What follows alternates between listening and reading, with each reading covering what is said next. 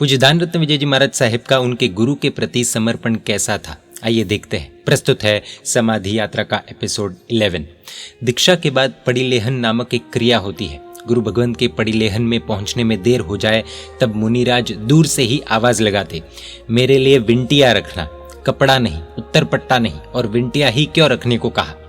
ऐसा कई बार होने से पूछने पर उन्होंने सरलता से अपने भोले मन की बात कही कि देखो, दूसरा कुछ भी पड़ीलेहन करूं तो एक या दो वस्तु ही पड़ीलेहन करने को मिलती है। विंटिये में तो कपड़ा भी होता है, चोलपट्टा भी होता है, पांगरनी भी होती है, सब होता है। विंटिया पड़ीलेहन करने से सब पड़ीलेहन करने का लाभ मिलता है। जवाब सुनकर सभी को हंसी आ गई, लेकिन उनकी सरलता ऐसी थी कि सभी को हंसता देखकर मुंह की रेखा भी नहीं बदली। कभी कभी ही ऐसा होता, बाकी नियत तौर पर गुरुदेव तथा विद्या गुरु का पड़ीलेहन वे अचूक रीति से करते थे। शरीर अस्वस्थ होने के बाद भी काफी अरसे तक यह नित्य क्रम उन्होंने जारी रखा था। सरल होने के साथ वे प्राज्ञ भी थे। उनका प्रेजेंस ऑफ माइंड अद्भुत था। दीक्षा को मात्र 3 महीने हुए होंगे और पाली शहर के बाहर सोसाइटी में सब रुके हुए थे। वे पारिष्टा पनिका समिति यानी कि बाथरूम परटने गए थे। आधा पौना घंटा होने के बाद भी वो वापस लौटे नहीं थे। सभी राह देखते रहे।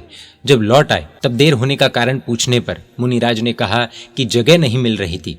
अन्य महात्माओं ने कहा कि अरे, यहाँ तो चारों ओर खुली जगह है, मकान भी बहुत दूर दूर है, जगह तो मिल ही जानी चाहिए थी।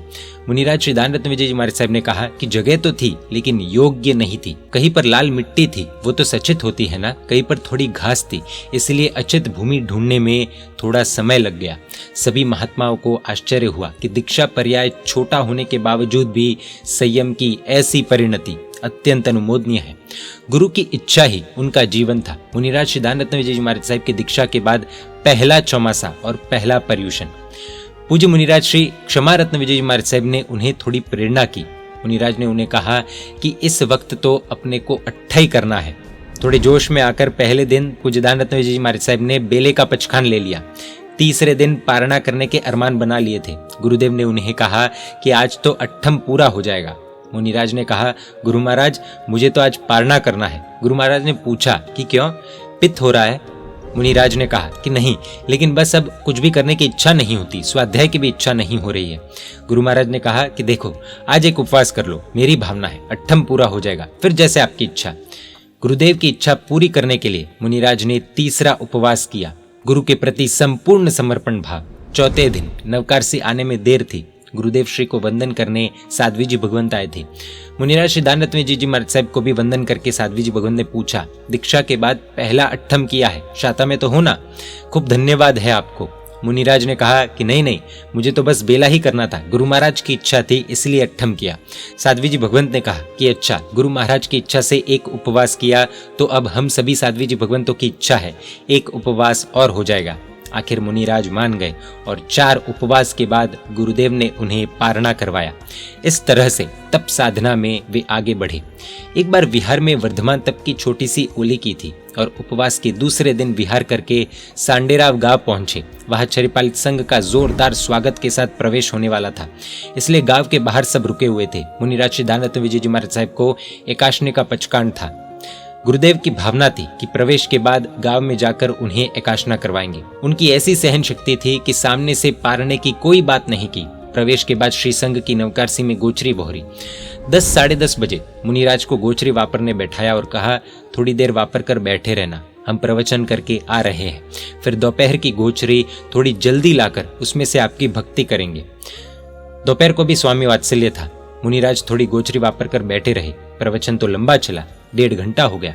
सहवर्ती महात्मा ने उन्हें कहा कि पता नहीं गुरु महाराज कब आएंगे, प्रवचन कितना लंबा चलेगा। ये सुबह की गोचरी में आपका एकाशना पूरा हो जाएगा, वापर लो, अब ज्यादा राह मत देखो। मुनिराज ने सरलता से कहा कि नहीं, गुरु महाराज ने कहा है कि मैं आकर वपराऊंगा। अपने गुरु की आज्ञा का उल्लंघन का जरा सा भी विचार नहीं किया। 2 घंटे राह देखकर फिर गुरुदेव के हाथों से गोचरी वापर कर पारणा किया।